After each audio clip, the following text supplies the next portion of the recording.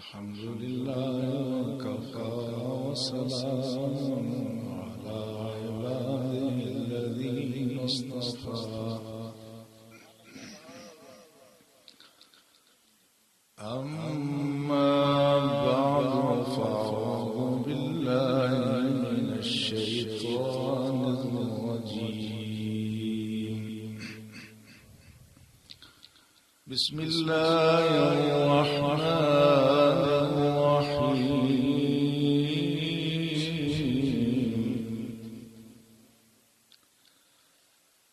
ألا إن أولياء الله لا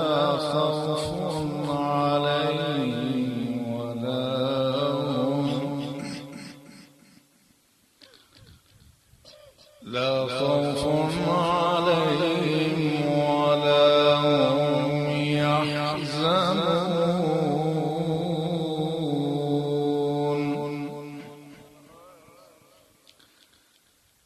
الذين آمنوا وكانوا يتقون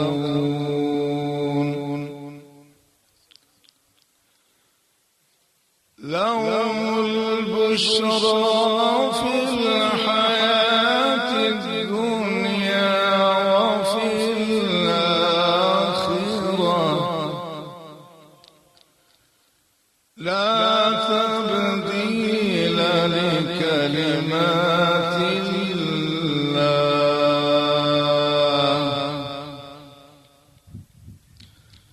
ذلك هو الفوز العظيم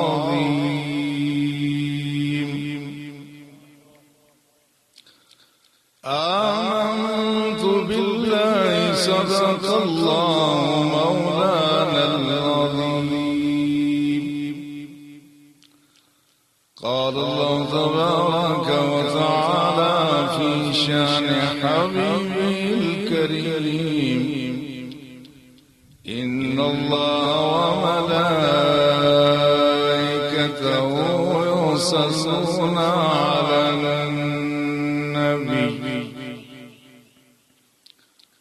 يا أيها الذين آمنوا صلوا عليه وسلموا تسليما الصلاة والسلام عليك يا سيدي يا رسول الله وعلى آلك وأصحابك يا سيدي يا حبيب الله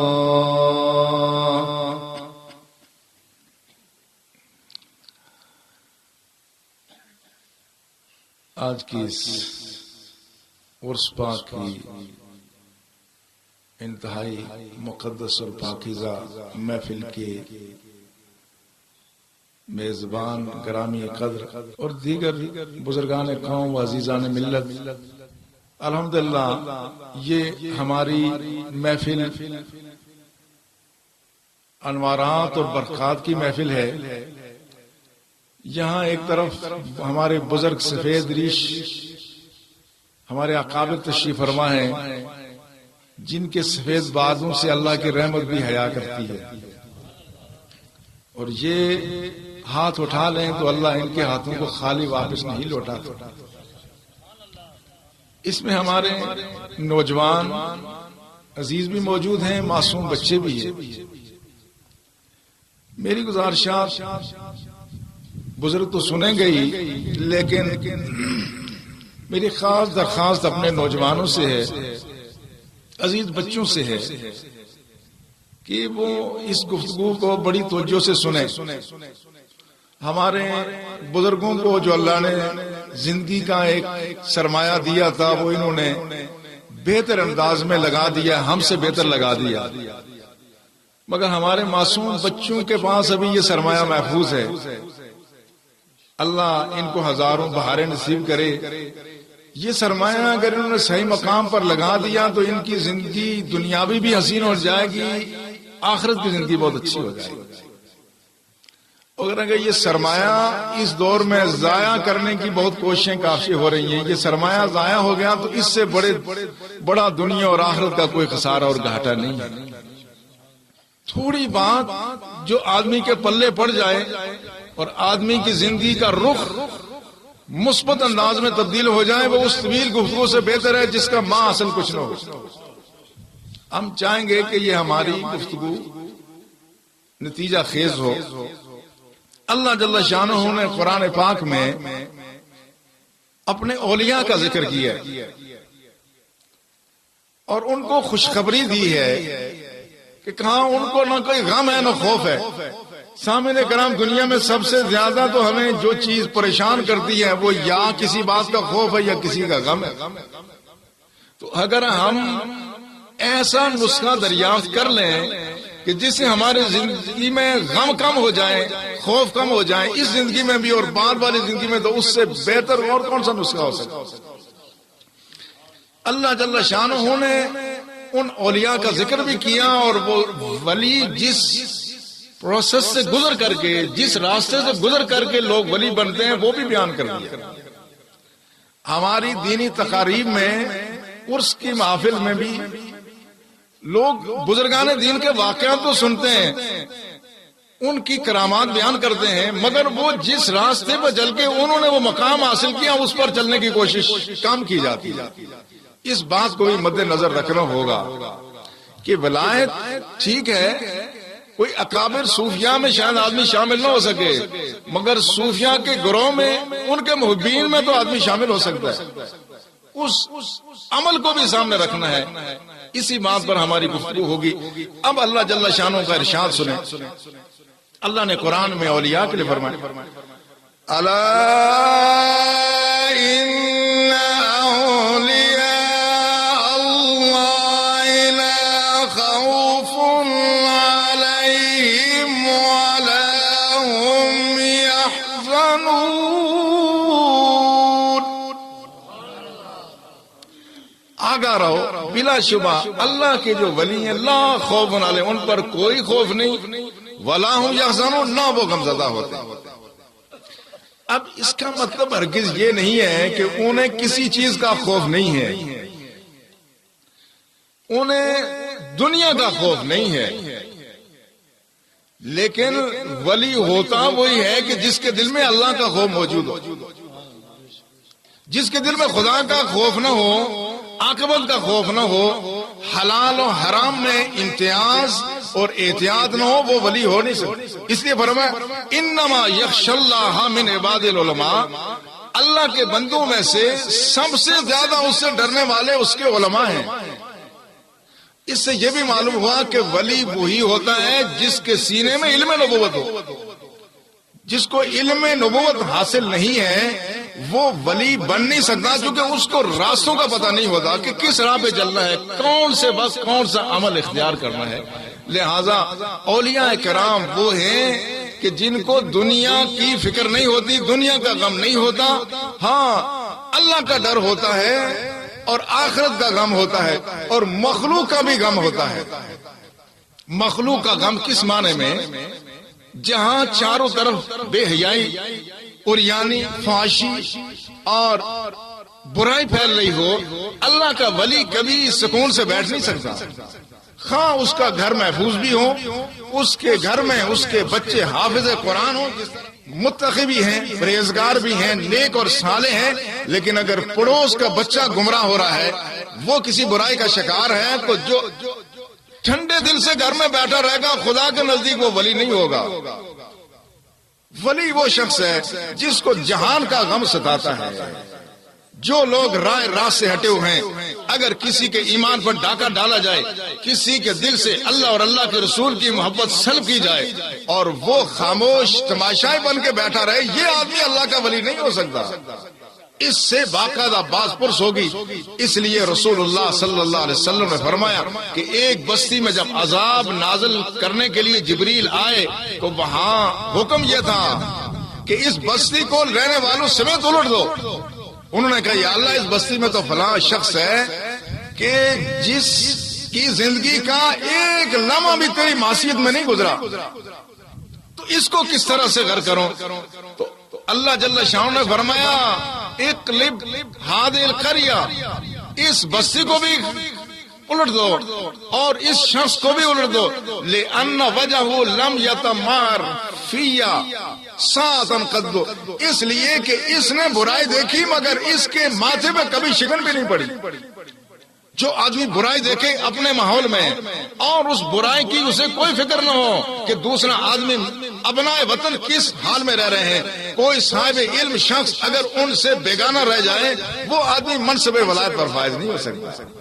اس لیے اللہ کے ولی جو ہیں وہ زمانے کے لیے بے چین اور بے قرار رہتے ہیں، اپنی دنیا کے لیے نہیں دوسروں کے لیے، اور یہی لوگ ہیں فرمایا لا خوف علیہم، ان پر کوئی نہ دنیا کا کوئی خوف نہیں ہوتا، ولا ہم یحزنون، اور نہ یہ دنیا کی خاطر کبھی غم کا شکار ہوتے۔ اب یہاں پر اللہ نے جو لفظ ولی استعمال فرمایا، یہ لفظ ولی اللہ نے اپنے لیے بھی استعمال کیا۔ ولی کے معنی دوست، ولی کے معنی مددگار، ولی کے معنی حامی کار، یہ سارے ولی کے معنی ہیں، مگر اللہ جل شانہ اپنے لیے بھی ولی فرمایا۔ اللہ ولی الذین آمنوا یخرجهم من الظلمات إلى النور، فرمایا اللہ بھی ولی ہے کن لوگوں کا؟ اہل ایمان کا۔ وہ ان کو نکالتا ہے کہاں سے؟ تاریکیوں سے، گمراہی کی تاریکیوں سے، بد عملی کی تاریکیوں سے ہدایت کے نور کی طرف نکال لیتا ہے۔ تو اللہ نے فرمایا میں بھی ولی ہوں، اور فرمایا یہ بندے بھی اللہ کے ولی۔ ان اولیاء الا المتقون، فرمایا اس کے دوست وہ متقی لوگ ہی ہیں۔ اب اللہ نے فرمایا اللہ بھی ولی ہے اور متقی بھی ولی ہے، بلکہ اس حد تک فرمایا ان الظالمین بعضهم اولیاء بعض واللہ ولی المتقین، یہ جو ظالم لوگ ہیں یہ بھی ایک دوسرے کے ولی ہیں۔ ان الفاظ پر آپ غور فرما رہے کہ لفظ ولی اللہ نے نیک بندوں کے لیے بھی استعمال کیا، یہ لفظ ولی اللہ نے اپنے لیے بھی استعمال فرمایا۔ فرمایا میں بھی ولی ہوں، اللہ کے نیک بندے بھی ولی ہیں، اور جو ظالم گمراہ لوگ ہیں جو ایک دوسرے کو گمراہی کی طرف دھکیلتے ہیں یہ بھی ایک دوسرے کے ولی ہیں۔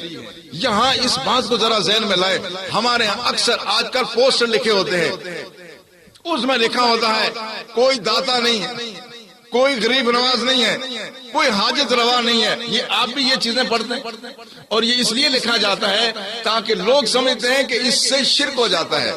کہتے ہیں غریب نواز تو اللہ کی ذات ہے، داتا تو اللہ کی ذات ہے، حاجت روا اللہ کی ذات ہے، اور پوچھا جائے تو یہ کہا جاتا ہے چونکہ یہ اللہ کی صفات ہیں لہذا اگر غیر میں ثابت کی جائیں، کسی کو ہم کہیں یہ بھی مشکل کشائی کرتا ہے تو شرک ہو جاتا ہے، کسی کو یہ کہیں کہ یہ بھی داتا ہے تو پھر داتا تو اللہ ہے لہذا یہ بھی شرک ہو جائے گا۔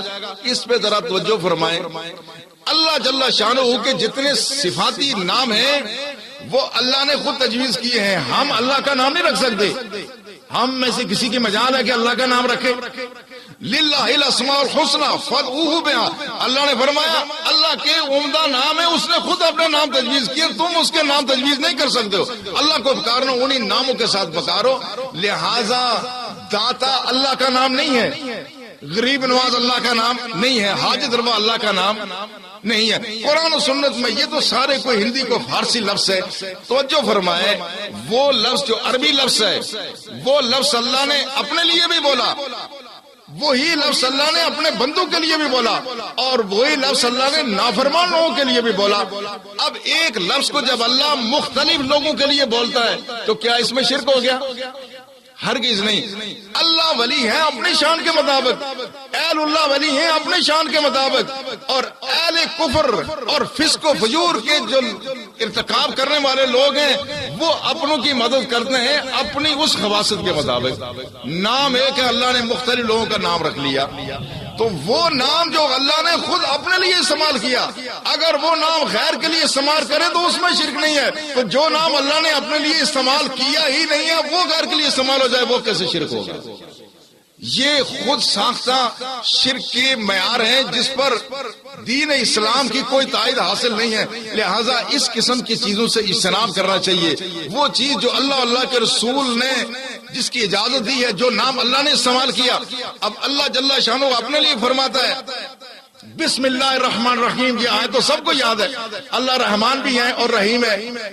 اور اللہ نے اپنے رسول کے لیے بھی فرمایا کہ وہ بھی رؤوف الرحیم ہے. وَكَانَ بِالْمُؤْمِنِينَ رَحِيمًا، وہ اہل ایمان کے ساتھ رحم کرنے والا. جب اللہ اپنے لیے فرمائے میں بھی رحیم ہوں، میرا رسول بھی رحیم ہے، تو پھر کیا اس میں شرک ہو گیا؟ ہرگز معاذ اللہ کبھی شرک نہیں ہوا. اس لیے اللہ رحیم اپنی شان بے نیازی کے مطابق، اور رسول اگر رحم کرتے ہیں تو وہ اللہ کی دی ہوئی طاقت، اللہ کی دی ہوئی اس فضیلت کے مطابق لوگوں کے ساتھ مہربان ہے. لہذا اس طرح کی باتوں سے خلط مبس کر کے لوگوں کو خواہ فتنے کا شکار نہیں کرنا چاہیے. میں آپ کی توجہ اس بات کی طرف مبذول کرنا چاہتا ہوں. وہ اولیاء کون ہیں؟ الذین آمنوا، جو ایمان لائے، وکانوا یتقون، اور انہوں نے تقوی اختیار کیا. اب یہ تقوی کچھ اعمال کا ہے، کچھ تقوی احوال کا ہے، کچھ تقوی سوچ و فکر اور خیال کا ہے. جب تک کوئی آدمی متقی نہ ہو اس وقت وہ آدمی ولی نہیں ہو سکتا. اس لیے اللہ جل شانہ نے جن لوگوں کو ولایت عطا فرمائی وہ ایک خاص پروسیس ہے، اس میں گزر کے جب آدمی جاتا ہے تو پھر جا کے آدمی ولایت کے منصب پر جو اس کی قسمت میں ہے اللہ اس کو عطا فرماتا ہے. اس کے لیے رسول اللہ صلی اللہ علیہ وسلم کی وہ مشہور حدیث جو آپ سنتے ہیں، من عاد علی ولیا فقد آذنت بالحرب، جس نے میرے کسی دوست سے دشمنی کی میری طرف سے اس کے لیے اعلان جنگ ہے. اسی حدیث میں آگے ولی بننے کا طریقہ بتایا گیا کیسے بنتا ہے. رسول اللہ صلی اللہ علیہ وسلم نے فرمایا، اللہ کا ارشاد ہے ما تقرب الی عبدی بشیء احب الی مما افترضت علیہ.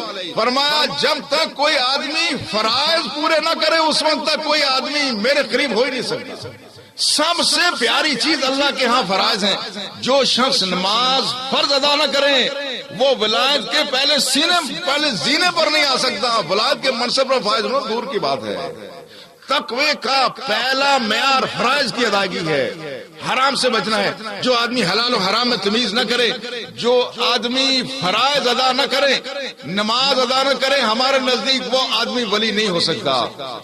یہ بات اہل سنت کے بارے میں غلط مشہور ہے.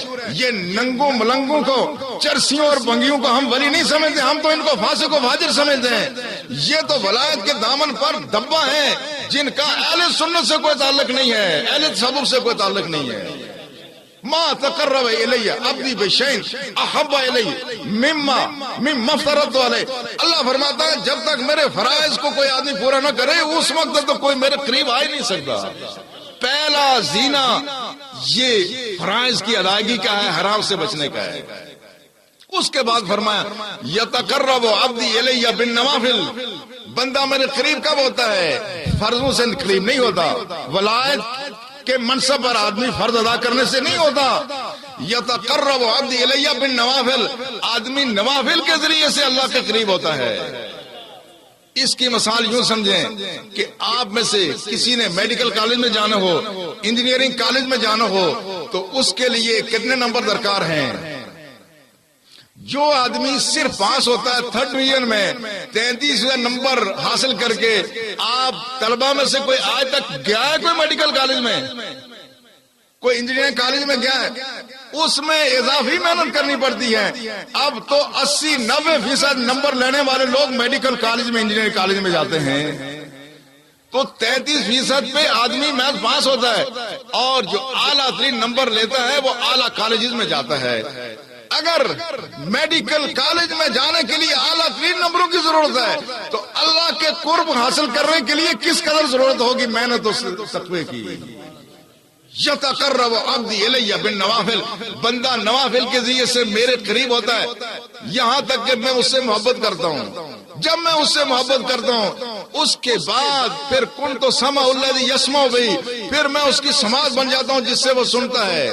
وکنت بصرہ الذی یبصر بہ، اور میں اس کی بصارت بن جاتا ہوں جس سے وہ دیکھتا ہے. وکنت یدہ الذی یبطش بہا، میں اس کا ہاتھ بن جاتا ہوں جس سے وہ پکڑتا ہے. وَكُنْتُ رِجْلَهُ الَّذِي يَمْشِي بِهَا، میں اس کے چلنے کی قوت بن جاتا ہوں جس سے وہ چلتا ہے۔ یہ مرحلہ، یہ تقرب کا، اللہ کے قریب آنے کا اس وقت ہوتا ہے جو آدمی نوافل ادا کرے۔ نوافل صرف نمازوں کا نام نہیں ہے، یہ اللہ اضافی کرنے کا نام ہے، انفاق فی سبیل اللہ کا نام ہے۔ جو شخص پنجگانہ نمازیں ادا کرتا ہے، اپنے مال میں سے سال کے بعد 2.5% خرچ کر دیتا ہے، اور کبھی نماز جنازہ میں چلا گیا، اس طرح کے اعمال جو کرتا ہے، وہ آدمی ولایت کے منصب پر فائز نہیں ہو سکتا۔ وہ نجات تو پا سکتا ہے مگر ولایت کے مقام پر فائز نہیں ہو سکتا۔ ولایت کے منصب پر وہ فائز ہوگا جو رات کو جب لوگ سوئے ہوئے ہیں، رات کو اٹھ کر کے تہجد کی نماز کے لیے کھڑا ہو جائے اور اللہ جل شانہ کی طرف متوجہ ہو جائے۔ رسول اللہ صلی اللہ علیہ وسلم کے پاؤں مبارک متورم ہو جاتے تھے۔ جو شخص نوافل ادا نہ کرے، نماز چاش اشراق ادا نہ کرے اور اوابین ادا نہ کرے، اور ہمیشہ دل میں اللہ کی یاد کو نہ بسائے، اور اپنے مال میں سے صرف 2.5% نہیں بلکہ قرب و جوار میں رہنے والے جہاں کوئی غریب نظر آئے اس پر بھی انفاق نہ کرے، فرمایا من بات جارو جائن فہو شبان ولیس منا، فرمایا جس آدمی کا پیٹ بھرا ہو، جس کا پڑوسی بھوکا سو جائے، رسول اللہ فرمایا وہ ہم میں سے نہیں ہے۔ ولایت ایسے نہیں ملتی ہے، ولایت کا ایک پروسیس ہے، ایک عمل ہے۔ جو لوگ اس راہ پہ چلتے ہیں، اللہ کی ذات ان کو ولایت عطا فرماتی ہے، اللہ ان کا دوست بنتا ہے، اللہ ان کی دوستی کو قبول کرتا ہے، اور وہ لوگ منصب ولایت پر جا کر فائز ہوتے ہیں۔ اور یہ تو اعضاء و جوارح کی یہ ولایت کا یہ ظاہری پہلو ہے۔ ظاہری پہلو کیا ہے کہ آدمی فرائض ادا کرے اور ساتھ نوافل بھی ادا کرے، انفاق میں بھی اضافی خرچ کرے، اور اپنے اہل زمانہ کی ہدایت کے لیے بے چین اور بے قرار رہے، تو یہ ولایت کا ایک پیپر پاس ہو جاتا ہے۔ لیکن ساری ولایت یہ نہیں ہے۔ راتوں کو تہجد ادا کرنا، فرائض کے علاوہ انفاق فی سبیل اللہ کرنا، زکوٰۃ کے علاوہ اللہ کرنا، یہ اضافی طور پر جو اس پر لازم نہیں ہے۔ اہل زمانہ کے ساتھ حسن سلوک بھی کرنا، اہل زمانہ کی ہدایت کے لیے بے چین اور بے قرار رہنا، یہ ولایت کا ایک پرچہ ہے مگر ساری ولایت یہ نہیں ہے۔ اس کا دوسرا پہلو ہے، اس کا دوسرا پہلو وہ ہے جس کے بارے میں رسول اللہ صلی اللہ علیہ وسلم نے جو اپنی زندگی کا آخری خطبہ دیا، اس میں اس بات کی نشان دے کر کے رسول اللہ ظاہری حیات سے رخصت ہوئے، دنیا سے تشریف لے گئے۔ وہ کیا خطبہ تھا؟ بخاری کی روایت ہے، ان عقبہ ابن عامر رضی اللہ تعالی عنہ قال صلی رسول اللہ صلی اللہ علیہ وسلم علی قتل احد بعد 8 سنین۔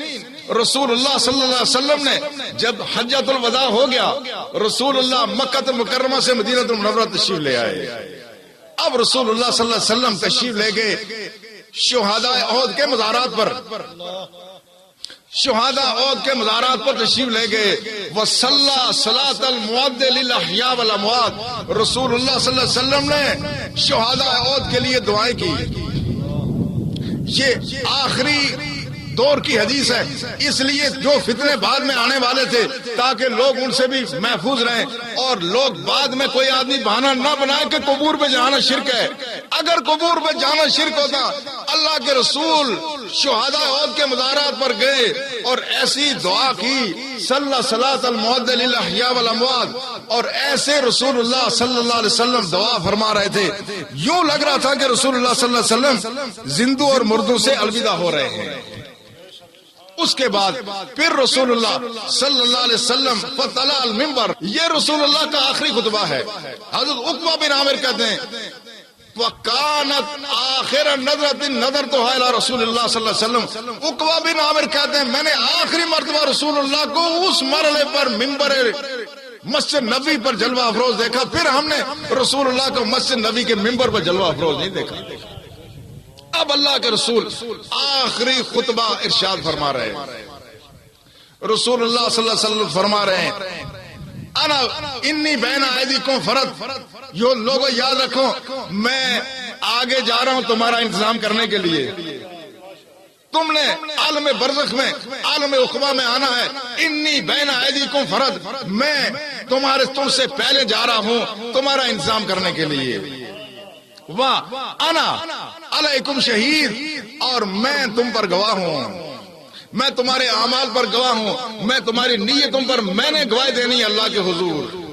اور پھر فرمایا وَإِنَّ مَوْعِدَكُمُ الْحَوْض، اب جو تمہاری مجھ سے ملاقات ہوگی ساری ملت کا پیغام ہے قیامت تک آنے والے اہل ایمان کے لیے، فرمایا اب ہماری ملاقات حوض کوثر پر ہوگی۔ وَإِنِّي لَأَنظُرُ إِلَيْهِ مِن مَقَامِ هَذَا، اور فرمایا میں مسجد نبی کے اس منبر پر بیٹھ کر کے حوض کوثر کو جنت میں ملاحظہ کر رہا ہوں۔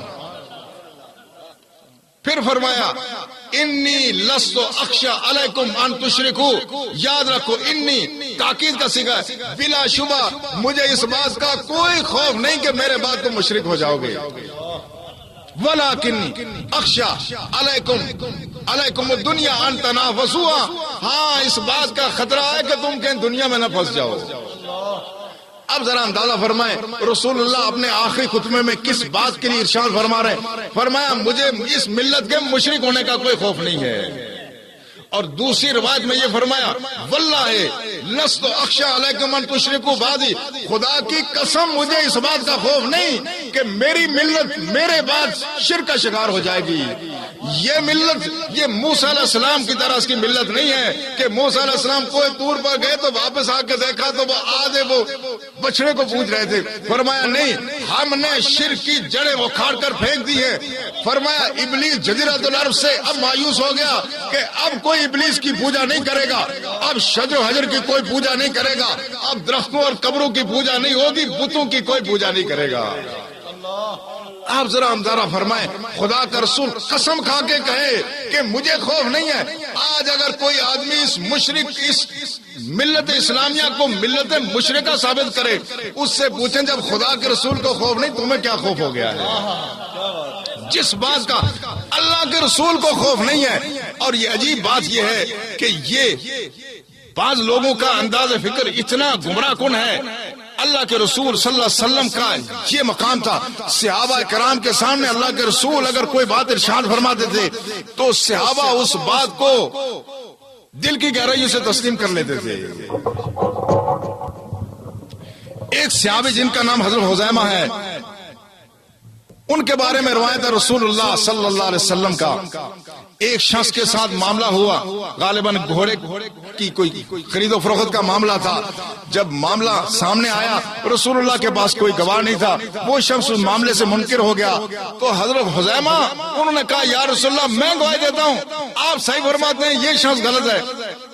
تو رسول اللہ صلی اللہ علیہ وسلم نے فرمایا کہ کیا تم اس واقعے کے وقت موجود تھے؟ عرض کیا یا رسول اللہ موجود تو نہیں تھا، لیکن جب آپ کے ارشاد فرمانے پر ہم نے خدا کی گواہی دی، جب آپ کے ارشاد فرمانے میں ہم جنت دوزخ پر ایمان لائے، تو یا رسول اللہ کیا آپ کے ارشاد فرمانے پر میں زیادتی کے خلاف آپ کے حق میں گواہی نہ دوں؟ یہ تھا صحابہ کا ایمان۔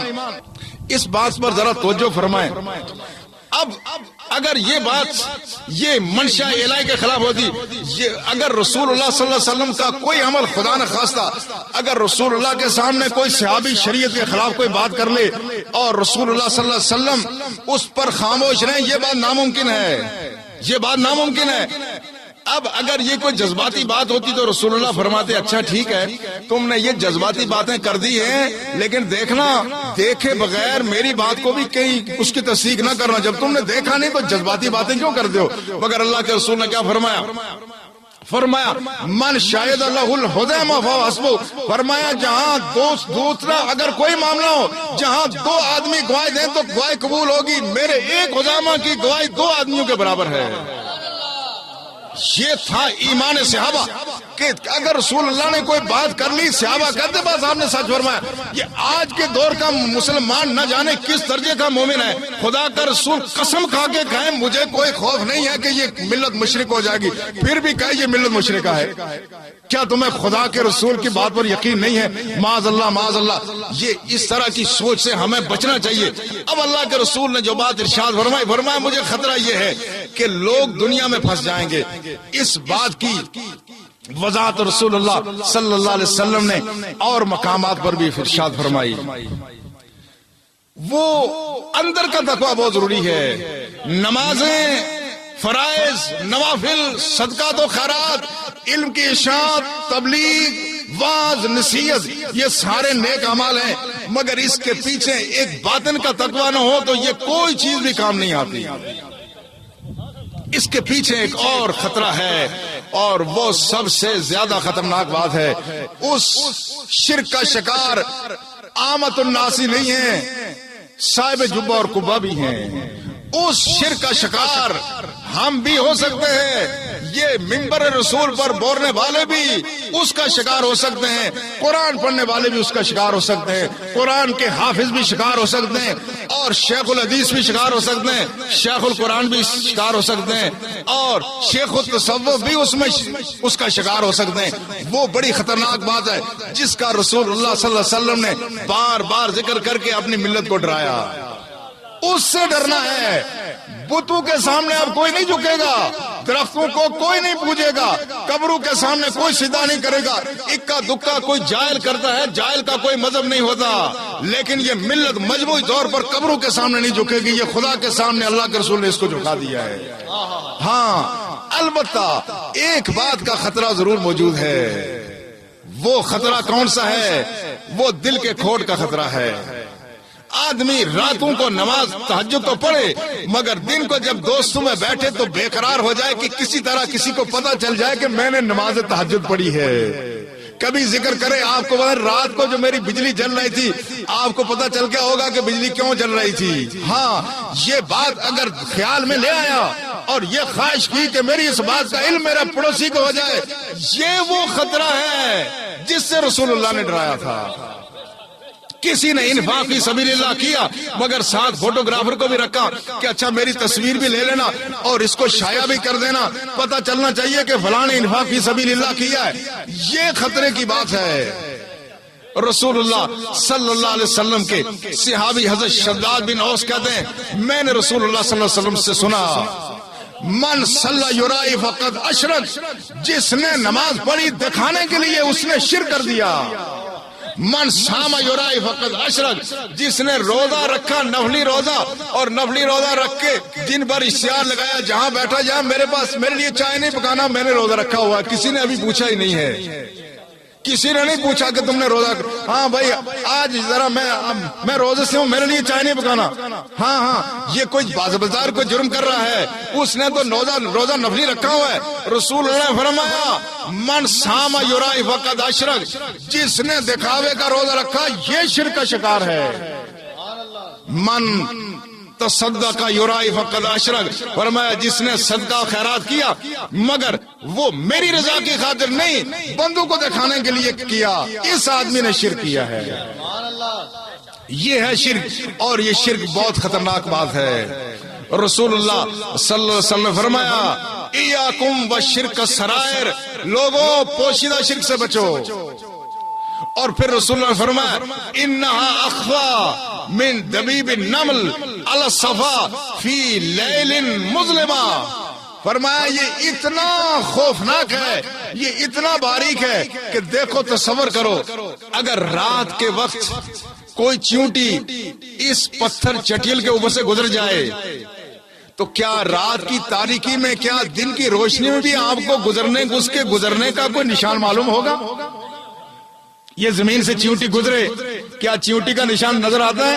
نہیں۔ فرمایا نہیں، یہ دن کی بات نہیں کر رہا ہوں، فرمایا انہا اخوا من دبیب النمل فی لیل مظلم، فرمایا تاریک رات میں چیونٹی اگر پتھر سے گزر جائے، جس طرح اس کے گزرنے کا نشان کسی کو معلوم نہیں ہوتا، اس طرح سے ریاکاری یہ اتنی پوشیدہ چیز ہے کہ اس کا نشان کسی کو نہیں معلوم ہوتا۔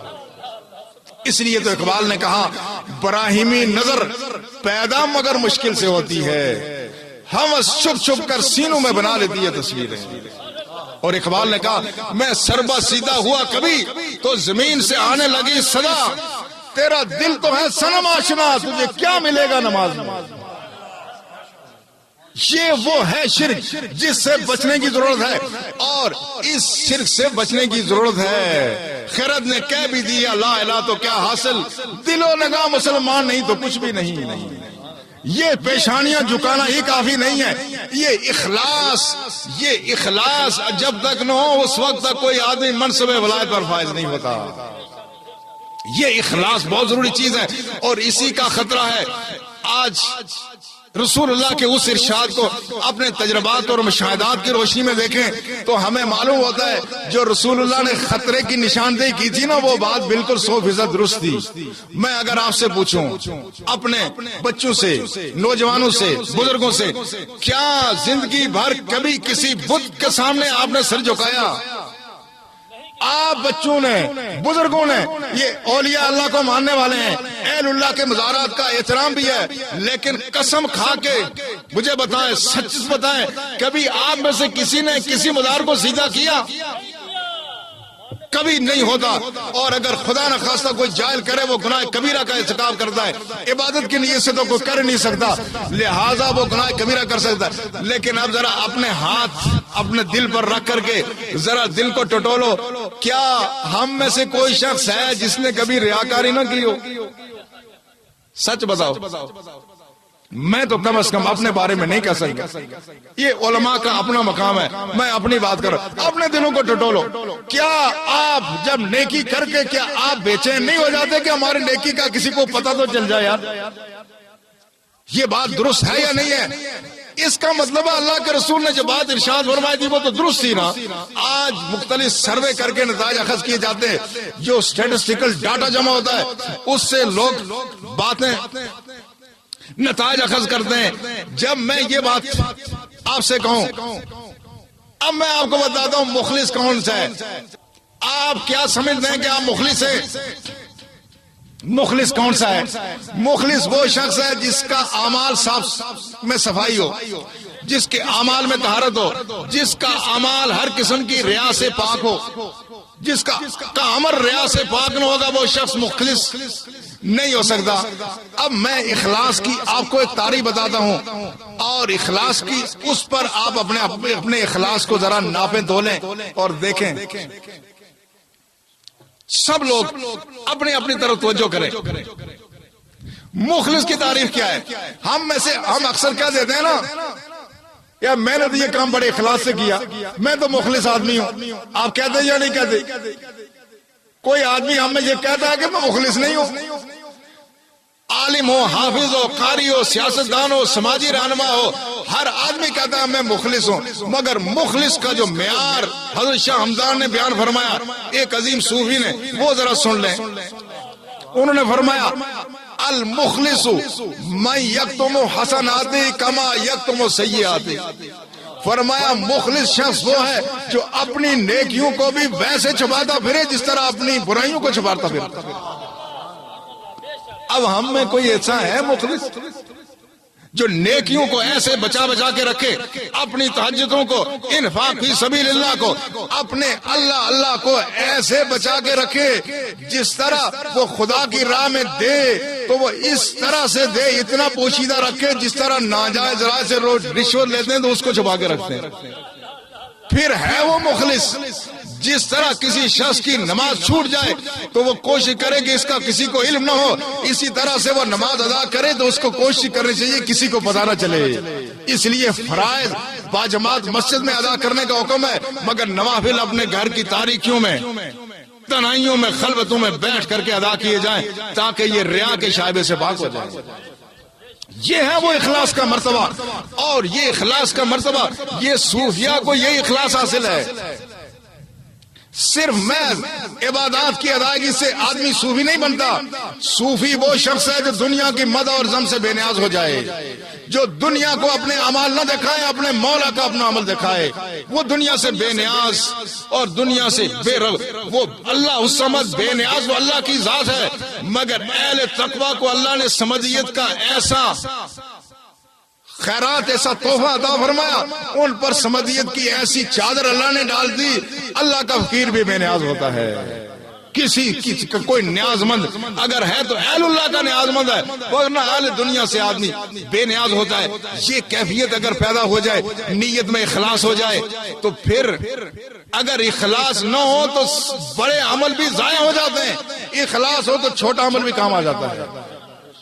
کیسے ہے؟ صحیح حدیث میں ہے، علماء یہاں بیٹھے ہوئے ہیں، اللہ قیامت کے دن 3 افراد کو بلائے گا، ایک شہید ہوگا، ایک عالم ہوگا، قاری ہوگا، دوسرا ایک سخی ہوگا، تینوں سے پوچھا جائے گا تم نے کیا کیا؟ حدیث کا خلاصہ یہ ہے، عالم یہ کہے گا یا اللہ ساری عمر تو میں تو قرآن و حدیث کا درس دیتا رہا، تبلیغ کرتا رہا، کریا بستی بستی پھرا میں، اور ہر جگہ جا کے میں نے تیرے دین کا پیغام پہنچایا۔ اور ایک شہید یہ کہے گا یا اللہ پھر اور کیا کرتا، جو جان تھی جان تیرے نام پہ دے دی تھی۔ اسی طرح سے ایک سخی یہ کہے گا یا اللہ جو تو نے مال دیا تھا وہ سارا میں نے غربا میں لوٹا دیا۔ اللہ فرمائے گا نہیں، تم تینوں جھوٹے ہو، تم نے یہ تینوں اعمال اس لیے کیے۔ عالم سے کہے گا تم نے اس لیے درس و تدریس کا فریضہ سر انجام دیا، تقریریں اس لیے کرتے تھے لوگ کہتے بڑا خطیب ہے، تم نے صدقہ اس لیے کیا تاکہ لوگ تمہیں سخی کہے، اور تم نے جو مال خدا کی راہ میں خرچ کیا سخی کہلانے کے لیے کیا، اور تم نے جو جان لٹائی بہادری کا ڈنڈورا پٹوانے کے لیے کیا۔ فرمایا تم نے لوگوں کی نظر میں جو مقام پانا تھا جاؤ ان سے اجر و ثواب لو، ہمارے پاس کچھ نہیں ہے۔ یہ ہے وہ تقوی، یہ ہے وہ اخلاص جس کے ذریعے سے آدمی تصوف میں آگے بڑھتا ہے۔ جب کوئی صوفی یہ تمنا کرے کہ کاش میرے نیک عمل کی مخلوق کو خبر ہو جائے، وہ مقام تصوف میں زوال کا شکار ہو جاتا ہے۔ یہ وہ سلسلہ ہے، اس سے ہوتا یہ ہے اہل اللہ کے ساتھ تعلق واسطے کے نتیجے میں پھر آدمی تھوڑا عمل کر لے خدا اس میں برکت ڈال دیتا ہے۔ ایک طرف آپ نے دیکھا ایک نے جان قربان کی، ایک نے ساری عمر تبلیغ کی، ایک نے سارا مار رہا خدا میں لوٹا دیا، اللہ نے وہ سارے اعمال اس کے منہ پہ دے مارے۔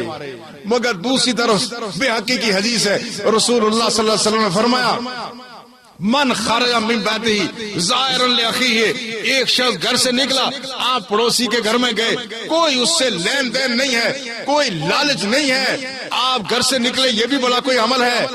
شیعہ 70,000 ملک، فرمایا اس پر اللہ کے 70,000 فرشتے سایہ کر دیتے ہیں۔ کلہم یستغفرون اللہ، سارے کے سارے اس شخص کے لیے۔ بھئی یہ عمل ہی کتنا ہے، دوست کے گھر میں جا کے اس سے محض مل لینا یہ کون سا بڑا نیکی کا عمل ہے، لیکن ہے خالص اللہ کی ذات کے لیے۔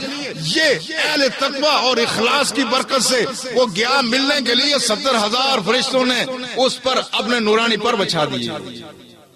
اور یہ تو پھر بھی عمل ہے، اور بعض دفعہ اس نیت کے اخلاص کی وجہ سے آدمی عمل نہ بھی کرے پھر بھی ثواب پا جاتا ہے۔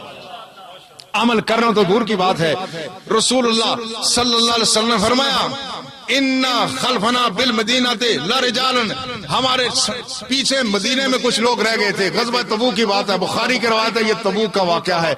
رسول اللہ نے فرمایا اپنے صحابہ سے جو تبوک میں گئے تھے وہ جیش الاسرہ تھا، وہ تنگی کا لشکر تھا، وہ غربت کا لشکر تھا، وہ افلاس کا لشکر تھا۔ ایک لشکر گیا تبوک میں رومیوں کے خلاف، اور وہاں اس غزوے سے جب واپس آئے تو رسول اللہ نے فرمایا ہمارے پیچھے مدینے میں کچھ لوگ رہ گئے تھے، ما سرتم مسیرا ولا قطعتم وادیا الا کانوا معکم، صحابہ یاد رکھنا تم جہاں جہاں جا رہے تھے، تم جس وادی میں جا رہے تھے وہ مدینے میں جو لوگ موجود تھے وہ تمہارے ساتھ شریک تھے۔ حبسہم العذر وشرکوکم فی الاجر، وہ ایک عذر کی وجہ سے مدینے رہ گئے تھے، لیکن فرمایا وہ تو مدینے رہ گئے مگر ان کا اجر کم نہیں، اور خدا نے وہی اجر ان کو مدینے میں بیٹھے ہوئے دے دیا جو تمہیں تبوک میں یہاں گرم اور ٹھنڈی ہواؤں میں لو میں تکلیف میں پریشانی اٹھانے کے بعد جو تمہیں یہاں اجر ملا وہ اللہ نے ان کو مدینے میں دے دیا۔ یہ ہے وہ اہل اللہ کا طریق، اور اس لیے اہل اللہ سے ہوتے ہیں لوگ وابستہ، جس سے تھوڑے عمل سے آدمی دور پہنچ جاتا ہے۔ اور اگر اہل اللہ کے ساتھ تعلق واسطہ قائم نہ ہو، عمر بھر آدمی واعظ نصیحتیں کرتا ہے، تبلیغیں کرتا ہے، تکلیفیں اٹھاتا ہے، راہ خدا میں در بدر ہوتا ہے، انفاق فی سبیل اللہ کرتا ہے، مگر سب کچھ ہونے کے باوجود پھر کچھ حاصل نہیں ہوتا۔ یہ ہے کامیابی کی دلیل۔ ان کے لیے فرمایا لہم البشریٰ فی الحیات الدنیا، ان کے لیے دنیا میں خوشخبری ہے۔ خوشخبری کیسے ہے؟ جوں جوں شام ڈلتی ہے، زندگی کی جوں جوں شام ہوتی ہے، حضرت داتا گنج بخش سید علی حجویری رحمت اللہ تعالی علیہ نے کشف المحجوب میں فرمایا الدنیا لنا لیوم و لنا فیہ الصوم، فرمایا تم بھی روزے رکھتے ہو، تمہارا روزہ شام کو افطار ہو جاتا ہے. ہم اہل تصوف نے پوری زندگی کا روزہ رکھ لیا ہے. گرمیوں کے دن ہوں، پتن شیر خان والوں، اگر جون جولائی کے روزے اب آ رہے ہیں، جون جولائی کے روزے آ رہے ہیں، اس وقت ذرا دیکھ لینا جب شام ڈلے گی، ٹھنڈی ہوائیں چلنا شروع ہوں گی تو آپ روزے داروں کے چہرے پہ مایوسی ہوگی یا خوشی ہوگی؟ خوشی ہوگی، اس لیے کہ روزے کا مشکل حصہ گزر چکا ہے، اب آسانی پیدا ہو رہی ہے، ٹھنڈی ہوا چل رہی ہے. اہل ایمان اسی طرح سے جو اہل تقوی، جنہوں نے ابتدا سے، میں اپنے بچوں سے اس لیے بات کرتا ہوں، بچوں میری بات دل کے کان کھول کر کے سنو. اللہ اگر تمہیں وہ تقوی عطا فرما دے جس کے لیے رسول اللہ نے فرمایا، وہ نوجوان نشا فی عبادت اللہ، جس شخص نے، جس نوجوان نے جوانی کی دہلیز پہ قدم رکھا تو اس کا سر اللہ کے حضور جھک گیا. تمہارا ہاتھ کسی کامل کے ہاتھ میں چلا گیا، کسی نے تمہاری رہنمائی کر لی تو تمہاری یہ جوانی کام آ جائے گی. جب جوانی کام آ جائے گی، جن لوگوں کی جوانیاں فلموں میں، گانوں میں، موسیقی میں گزرتی ہیں، جب ان کی شام آنی شروع ہو جاتی ہے، جب شام کی وہ خزاں کی ہوا چلنا شروع ہو جاتی ہے، پھر ان کے چہرے کی مایوسی دیکھ لینا. اور تمہیں خدا اگر تقوی نصیب کرے، تمہاری پیشانیاں اگر جوانی میں خدا کے سامنے جھک گئیں تو جب جھریاں پڑنا شروع ہو جائیں گی، خدا کی قسم تمہارے چہرے پر تو جھریاں ہوں گی، مگر تمہارے چہرے پہ وہ رونق ہوگی جو شاید آج تک کسی نے دیکھی نہ ہو. اس روزے دار کی طرح سے کہ جس کی جب شام ڈلتی ہے وہ خوش و خرم ہو جاتا ہے. اہل اللہ، اہل تقوی، اولیاء کرام وہ ہیں کہ جب یہ ان کی زندگی کی شام ہونا شروع ہو جاتی ہے، ان کے چہرے پر اور تازگی آ جاتی ہے، اور زیادہ تازگی آ جاتی ہے. اور لہم البشریٰ فی الحیات الدنیا، ان کے لیے دنیا میں بھی خوشخبری ہے، آخرت میں بھی ہے. اور دنیا سے جانے سے پہلے اللہ جل شانہ ان لوگوں کو بتا دیتا ہے تمہاری محنت ٹھکانے لگ گئی ہے. رسول اللہ نے عرض کیا، یا رسول اللہ یہ مبشرات کیا ہیں؟ رسول اللہ نے فرمایا نبوت سے صرف مبشرات رہ گئی ہیں. صحابہ نے عرض کیا، یا رسول اللہ مبشرات کیا ہیں؟ فرمایا الرؤیا الصالحہ، فرمایا یہ نیک اچھے خواب ہیں.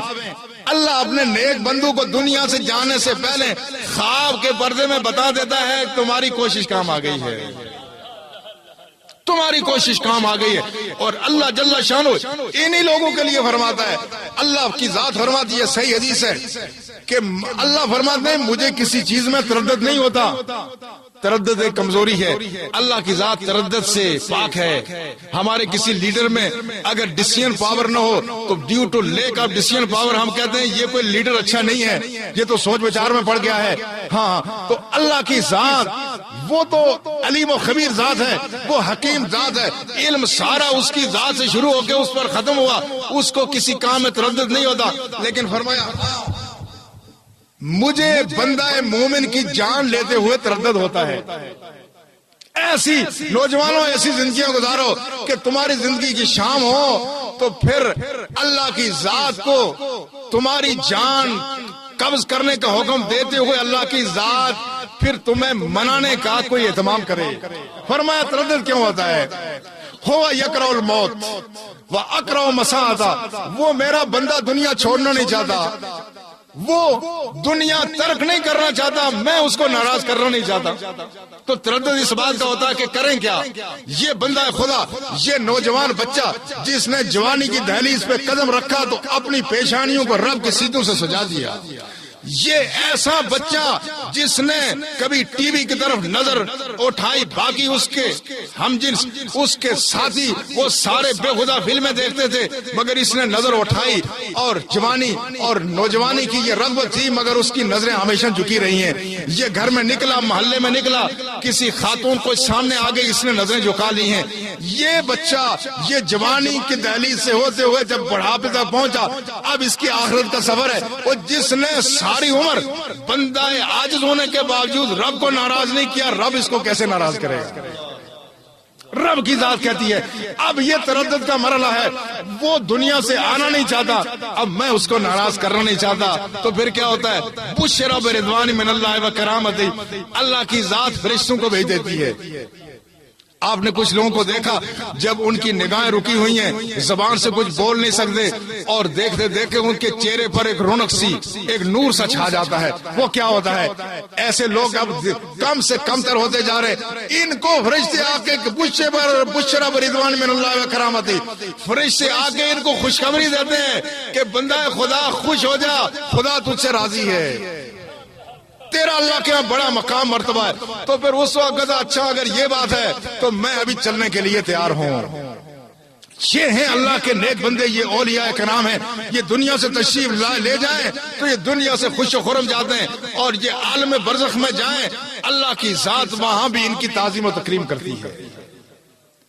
اہل اللہ کے مزارات پر جو حاضری ہے یہ اسی لیے ہوتی ہے کہ وہاں پر ایسے لوگ مدفون ہیں جہاں پر اللہ کی رحمتیں برکتیں نازل ہوتی ہیں. اور اس پر کسی قسم کا کوئی دو رائے نہیں ہے، اختلاف نہیں ہے. چونکہ وقت کم ہے، میرے خیال میں 10 منٹ میں اپنی گفتگو کو سمیٹوں گا. آپ نے اور کام کاج بھی کافی کرنے ہوتے ہیں، لیکن یہ عقیدے کی بات ہے، اس کی ایک دو باتیں عرض کر کے اپنی بات کو سمیٹ رہا ہوں. یہ لوگ قبروں میں چلے جائیں، ان کی قبروں پر بھی اللہ کی رحمتیں برکتیں نازل ہوتی ہے. یہ کسی مسلک کی بات نہیں ہے. 5 چیزیں اب چھپائی جاتی ہیں. عالم برزخ قاری محمد طیب صاحب دارالعلوم دیوبند کے محتمم رہے ہیں، اس میں انہوں نے لکھا مولانا اشرف علی تھانوی کے لیے جن کا تعلق دیوبند مکتبہ فکر سے، انہوں نے داتا دربار پہ جا کے مراقبہ کیا. آج اگر کسی مزار پہ جائیں تو اس پہ کفر و شرک کا فتویٰ لگتا ہے. میں پوچھتا ہوں اگر مزارات پہ جانا کفر و شرک کا تو مولانا اشرف علی تھانوی صاحب داتا دربار پہ کیا لینے گئے تھے؟ اور انہوں نے وہاں مراقبہ کیا اور کہا میں نے دیکھا سینکڑوں فرشتے داتا دربار پہ وہاں طواف کر رہے ہیں. یہ کون کہتا ہے؟ مولانا اشرف علی تھانوی صاحب یہ بات کہتے ہیں. یہ بات ذہن نشر کر لینی چاہیے. ان لوگوں کے مزارات پر بھی اللہ کی رحمتیں برکتیں نازل ہوتی ہیں. جو ان کے پاس جائے اللہ اس کو محروم نہیں رکھتا اور اس کو کچھ نہ کچھ مل جاتا ہے. آپ نے وہ مشہور واقعہ سنا جلال الدین اکبر کا، جس نے راجہ مان سنگھ کی بہن کے ساتھ جودہ رانی کے ساتھ اس نے شادی کی اور کوئی اولاد نرینہ نہیں تھی، بچے ہوتے تھے مر جاتے تھے. کسی نے کہا کہ یہاں فتح پور سیکری میں ایک بزرگ ہیں شیخ سلیم، ان کے پاس جاؤ شاید اللہ تمہیں اولاد عطا فرمائے. تو جلال الدین اکبر جو اپنے آپ کو اپنے دور کا سب سے بڑا بادشاہ سمجھتا تھا اور اس نے دین الہی ایجاد کیا تھا، وہ بھی جب مطلب بڑا جب مجبور ہو گیا کہتا تھا مجھے تخت دہلی کا وارث چاہیے، میرا بچہ کو زندہ نہیں بھیجتا. جب وہ شیخ سلیم کے پاس گیا تو شیخ سلیم نے بھی اللہ کی دی بصیرت سے یہ کہا اللہ تمہیں بچہ تو عطا فرمائے گا مگر تمہیں حضرت خواجہ معین الدین چشتی اجمیری کے مزار پہ جانا ہوگا. اور یہ بات تو اس کے جہانگیری میں جہانگیر خود لکھتا ہے کہ میرے والد نے فتح پور سیکری سے اجمیر کا سفر کیا، 120 کوس کا سفر ننگے پاؤں کیا، پیدل سفر کیا. اب سامنے ذرا تھوڑا یہاں ٹھنڈے دل و دماغ سے سوچیں. اب یہ ہندوستان کا یہ اس وقت کی سپر پاور کا بادشاہ ہے جس کو ایک شخص نے حضرت خواجہ معین الدین چشتی اجمیری کے مزار پر بھیجا کہ وہاں جا کے دعا کرو. اگر مزارات پر دعا کرنا یہ کوئی شرک کی بات ہوتی تو شاید شیخ سلیم بھی کسی مذہبی جذبے کے تحت تو مغلوب ہو سکتے تھے، لیکن اللہ کی ذات بھی کبھی کسی سے مغلوب ہوتی ہے؟ کیا اللہ کی ذات بھی کسی شخص کی ناروا طور پر کوئی تکریم کر سکتی ہے؟ اب یہ بادشاہ اس وقت کی سپر طاقت کا بادشاہ جا رہا ہے، یہ فتح پور سیکری سے جا رہا ہے کہاں پہ؟ یہ جا رہا ہے معین الدین چشتی اجمیری کے پاس. اب اجمیر شریف میں یہ جا رہا ہے. اگر مزارات پہ جا کر کے دعا کرنا اگر یہ شرک ہوتا تو اس موقع پہ خدا کی ذات شرک کی حوصلہ افزائی نہ کرتی. اولاد کون دیتا ہے؟ یہاب لمن یشاء اناثا ویہاب لمن یشاء ذکور اور یزوجہ ذکرانا و اناثا ویجعل من یشاء عقیما. اللہ فرماتا ہے جس کو چاہتا ہوں میں بچیاں دیتا ہوں، جس کو چاہتا ہوں بچے دیتا ہوں، جس کو چاہتا ہوں بچیاں بھی دیتا ہوں اور بچے بھی دیتا ہوں، اور جس کو میں چاہتا ہوں اس کو لاولد بنا لیتا ہوں، اس کو بانج بنا لیتا ہوں. کوئی کسی کو اولاد نہیں دے سکتا. اگر یہ بات ہوتی شرک کی تو خدا کی ذات اگر بچہ اس کے مقصود میں تھا تو پھر بچہ ملنا نہیں چاہیے تھا تاکہ تاکہ اہل زمانہ کو معلوم ہو جائے کہ یہاں جانا یہ شرک ہے. اس کے بعد کوئی آدمی نہ جاتا, کوئی آدمی دعا نہ کرتا. لیکن ہوا کیا, جلال الدین اکبر جب حضرت خواجہ معین الدین چشتی اجمیری کے مزار پر حاضر ہوا, وہاں آ کے دعا کی, اللہ نے اگلے سال بیٹا عطا فرما دیا. یہ جہانگیر کون تھا؟ اس کا نام اس نے سلیم رکھا, شہزادہ سلیم, نور الدین جہانگیر اسی کا نام تھا. اب آپ اندازہ فرمائیں, ان لوگوں کے مزارات پر جانا اگر شرک ہوتا, خدا کی ذات کبھی شرک کی حوصلہ افزائی نہ فرماتی. یہ شرک نہیں ہے. اصل اس ملت کا شرک وہ ہے جس میں آدمی کی نیت سے اخلاص چلا جائے. اس پر پہرا دینے کی ضرورت ہے, لہذا اس پر پہرا دیجیے. اہل اللہ سے وابستہ ہوں, اور اہل اللہ سے وابستہ ہونے کا ایک فائدہ یہ بھی ہے کہ آدمی روحانی موت سے بچ جاتا ہے. بے شمار چیزیں ہم ایسا کرتے ہیں. مغرب میں کہتے ہیں لوگوں کا صحت کا معیار بہت بہتر ہے, مشرق میں صحت کا معیار اب بہتر نہیں رہا ہے. ان کا معیار بہتر کیوں ہے؟ ان کا ایک ہوم ڈاکٹر ہوتا ہے جو ہر 6 مہینے بعد ان کی چیکنگ کرتا ہے. کوئی اگر بیماری سامنے آ جائے وہ سینٹرل ہاسپٹل کو ریفر کرتا ہے, باقاعدہ ٹیسٹیں ہوتی ہیں. اب مشرق میں ہمارا ٹیسٹ کا کوئی نظام نہیں ہے. اگرچہ آدمی کا بایاں بازو سن بھی ہو رہا ہے, چلتے چلتے سانس پھولتا بھی ہے, پھر بھی آدمی گھی بھی کھاتا ہے, شکر بھی کھاتا ہے, اس کو پرواہ نہیں کہ میرے دل کی کیا کیفیت ہے. یہ چیز ویسٹ میں نہیں ہوتی, چیک ہوتے ہیں مسلسل. اہل اللہ سے وابستہ ہونے کا فائدہ یہ مسلسل آدمی چیک میں آ جاتا ہے. ایسا چیک کہ جو کئی آدمی خود بھی نہیں پہچانتا کہ مجھے بیماری ہے, وہ چیک ہوتا رہتا ہے. تم نے یہ کام غلط کر دیا, یہ کر دیا, یہ کر دیا, اور آدمی روحانی موت مرنے سے بچ جاتا ہے. اس لیے اگر مرید ہو صادق اور شیخ ہو کامل تو مشرق و مغرب کا کوئی بودھ نہیں ہوتا. میں موڈ شریف سے بیعت نہیں ہوں, لیکن میں ایک دفعہ حاضر ہوا جب غالباً قاسمی صاحب رحمت اللہ علیہ کا وصال ہوا تھا, اس پر میں حاضر ہوا. میں رات وہاں گزاری. رات کو میں نے دیکھا کہ کوئی بزرگ میرا ہاتھ پکڑ کر کے مجھے حدود حرم میں گھما رہے ہیں, اور پھولوں کے ایسے وہاں گلدستے موجود ہیں, ہوا ان کو ہلا رہی ہے. اب میں نے کہا یہ کون بزرگ ہو سکتے ہیں؟ یہی بزرگ ہو سکتے ہیں. شیخ طریقت حضرت پیر زاہد خان صاحب رحمت اللہ تعالی علیہ, یہ وہی بزرگ تھے. اور پھر کچھ عرصے بعد پھر مجھے خواب میں آئے. یہ ہمارا کمال, یہ ان کا تصرف تھا. میں نے دیکھا ایک جگہ ان کی محفل سجی ہوئی ہے اور وہاں بینچ لگے ہوئے ہیں. میں انتظار میں ہوں کہ بینچ خالی ہو تو میں یہاں بیٹھوں. اچانک دیکھا کہ محفل برخاست ہو گئی. اگلے روز اخبار میں پڑھا کہ حضرت کا کل وصال ہو گیا. یہ کاملین لوگ وہ ہیں, یہ عالم برزخ کے حق سے بھی ہو کے رہنمائی کرتے ہیں, بشرطے کہ آدمی ان کے پاس دین کے لیے جائے, دنیا کے لیے نہ جائے, تو وہ رہنمائی ہوتی ہے. لہٰذا یہ بات بالکل درست ہے. اہل اللہ کے ساتھ تعلق رکھیں گے تو فائدہ ہوگا. میں آخر میں ایک پرچہ جو مجھے دیا گیا تھا, مولانا فرما رہے تھے کہ اس کی آپ کوئی وضاحت نہ کریں, لیکن بات پوچھی گئی ہے تو میں وضاحت تفصیل نہیں کر سکتا. البتہ اختصار سے ایک بات کرتا ہوں کہ المدد یا رسول اللہ یا علی مدد کسی صحابی نے نعرہ لگایا. اب یہ تو بڑی تفصیلی بحث ہے, لیکن میں آپ کو ایک بات بتا دوں. دارالعلوم دیوبند کے موتمی مولانا محمد قاسم نانوتوی, ان کا ایک مشہور شعر ہے, مدد کر اے کرم احمدی کہ تیرے سوا نہیں قاسم بے کس کا کوئی حامی کار. یہ دیوبند مکتبہ فکر کے علماء ہم تو کہتے ہی ہیں. یہ اب ان سے پوچھا جائے کہ اگر کسی صحابی نے نہیں کہا تھا تو دارالعلوم دیوبند کے بانی نے یہ کیوں کہا مدد کر اے کرم احمدی؟ اگر انہوں نے کہا تو یہ دلیل وہ دے دیں کہ انہوں نے کہاں سے نکال کے یہ کہ کس طرح کیا. ہمارے نزدیک یہ درست ہے. میرے خیال میں پوچھا وہاں سے گیا, وہ جا کے ان سے پوچھیں کہ اگر یہ صحیح نہیں تھا تو ان کو یہ کہنا نہیں چاہیے تھا. ہم کہتے ہیں انہوں نے بھی صحیح کہا اور ہم بھی صحیح کہتے ہیں. دوسری جو 2 سوال ہیں, 12 ربیع الاول کو صحابہ نے کوئی الگ جھنڈا لہرایا تھا, کسی صحابی کا عرس منایا گیا تھا. یہ اصل میں دونوں سوال ایک ہی نقطے کی طرف ہماری توجہ مبذول کراتے ہیں. وہ یہ بات ہے کہ یہاں پر یہ بدعت ہے, لہذا کل بدعت دلالہ, ہر ایک بدعت گمراہی ہوتی ہے. صحابی نے جھنڈا نہیں لہرایا, ہم لہرائیں گے, گمراہی ہو جائے گی. صحابی نے عرس نہیں منایا, ہم عرس منائیں گے, گمراہی ہو جائے گی. یہی بات ہے نا.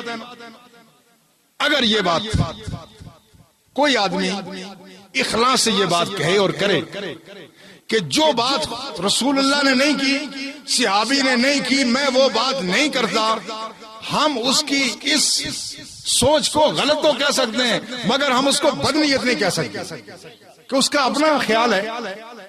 وہ سمجھتا ہے جو کام عہد صحابہ میں نہیں ہوا اس کا کرنا یہ بدعت ہے اور بدعت گمراہی ہے. جو آدمی یہ سمجھتا ہے جو کام رسول اللہ نے اپنی حیات طیبہ میں نہیں کیا وہ کام زمانے کے بدلنے کے ساتھ ساتھ اب یہ دین اگرچہ قیامت تک ہے، حالات بھی تبدیل ہوتے جائیں گے، پھر بھی کوئی آدمی اگر وہ کام نہ کرے اور اس کو ناجائز سمجھتا رہے تو ہم اس کی رائے سے اختلاف کریں گے مگر اس کو بدنیت گمراہ نہیں قرار دیں گے۔ لیکن اگر وہ سارے کام دوسرے کرتا رہے جو رسول اللہ کے زمانے میں درست نہ تھے یا کسی نے نہیں کیے تھے اور اس کی سوئی آ کر کے عرس پر اٹک جائے یا میلاد مصطفیٰ پہ اٹک جائے تو ہم کہیں گے یہ آدمی نیت کا برا ہے، بدنیت ہے۔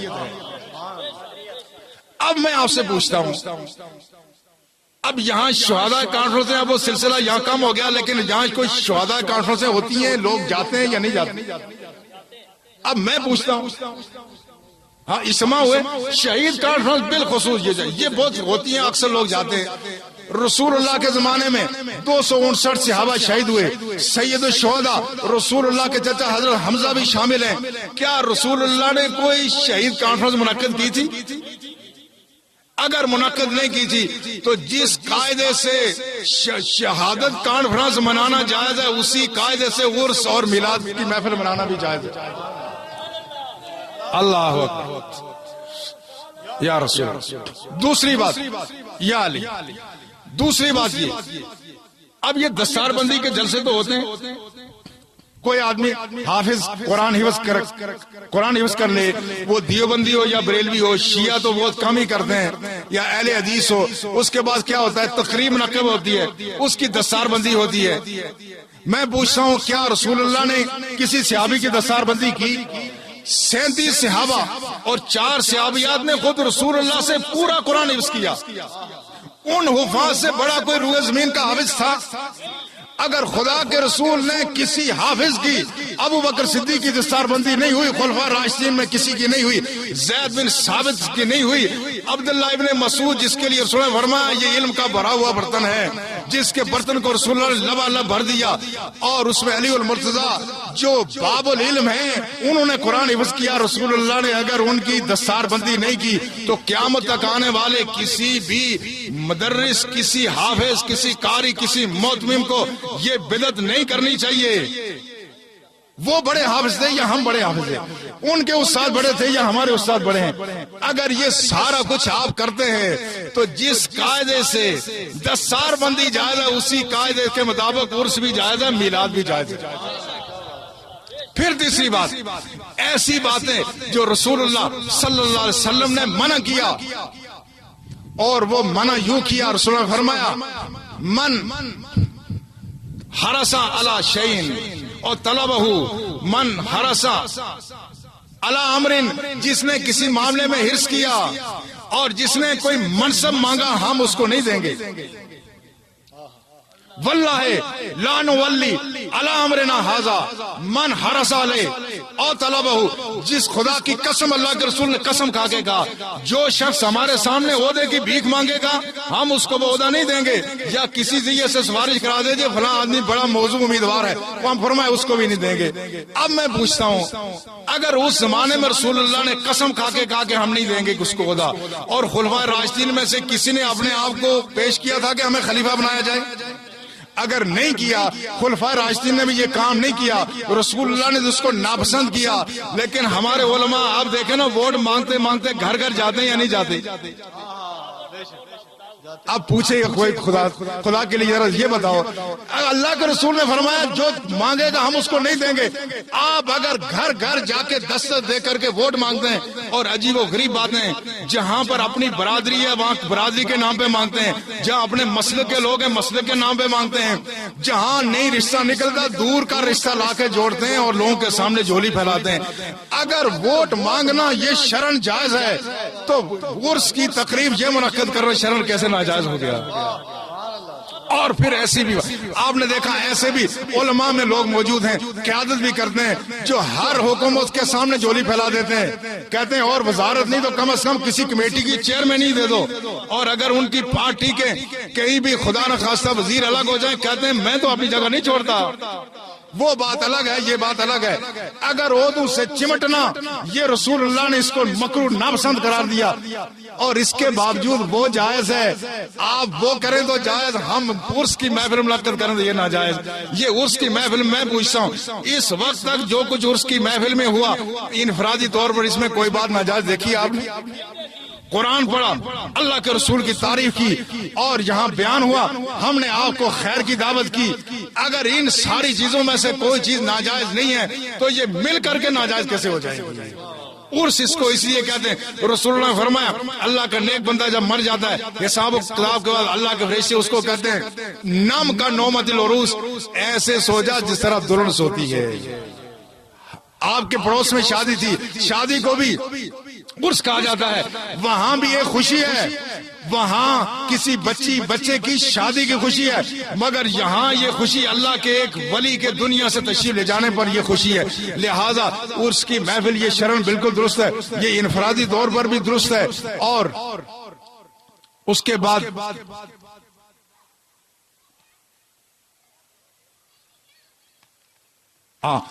اب یہ بات، جو بات میں آپ سے عرض کرنا چاہتا ہوں، زمانے شاید یہ کوئی انتخابات کے حوالے سے کوئی یہ اس طرح توجہ مبذول کرانا چاہتے ہیں، میں عرض یہ کروں زمانے کے بدلنے سے حالات تبدیل ہو جاتے ہیں، زمانے کے بدلنے سے حالات تبدیل ہو گئے۔ اب قانون ملک کا ایسا بن گیا جس آدمی کو کوئی نامزد نہیں کرے گا، جو اس نامزدگی کے فارم پہ دستخط نہیں کرے گا وہ ہمارے سیاسی نظام سے باہر ہو جائے گا۔ قانون ایسے بن گیا، مغرب کی جمہوریت ہمارے لیے کوئی آئیڈیل نہیں ہے مگر وہ ہمارے ذمہ آ گئی۔ اب اگر کوئی عالم دین خدا نہ خواستہ، وہ مولانا مودودی کا ایک زمانے میں یہ نظریہ تھا کہ ہم انتخابات میں حصہ نہیں لیتے، مگر بعد میں پھر انہوں نے کہا کہ اب یہ سارے لے رہے ہیں، اگر ہم نے حصہ نہ لیا تو ہم تو بالکل ہی گیم سے آؤٹ ہو جائیں گے، ہم تو 12ویں کھلاڑی کے طور پہ باہر سے بیٹھے دیکھتے ہوں گے۔ لہٰذا اب بھی اگر کوئی عالم دین خلوص نیت سے شریعت کے نفاذ کی خاطر اگر وہ اس میں کوئی فارم پر کر لے، ہمارے نزدیک وہ بھی حرام کام نہیں ہے۔ ہمارے دین میں بڑی گنجائش ہے، ہمارے سیرت کانفرنس بھی درست ہے، میلاد کے جلسے بھی درست ہیں، عرس کی محفل بھی درست ہے، اور ایصال ثواب کی ہر محفل درست ہے۔ اور انتخابات میں پیٹ بھرنے کے لیے نہیں، مخلوق خدا کی خدمت کے لیے انتخابات میں حصہ لینا بھی شرعن درست ہے۔ حالات تبدیل ہونے کے ساتھ احکامات تبدیل ہو جاتے ہیں، لہذا ہمارے نزدیک یہ ساری باتیں درست ہیں۔ اللہ جل شانہ ہمیں اہل اللہ کے ساتھ ہماری نسبتوں کو قائم رکھے، اللہ اپنے حبیب صلی اللہ علیہ وسلم کی محبت پر ہمارا خاتمہ فرمائے۔ وما علینا الا البلاغ المبین۔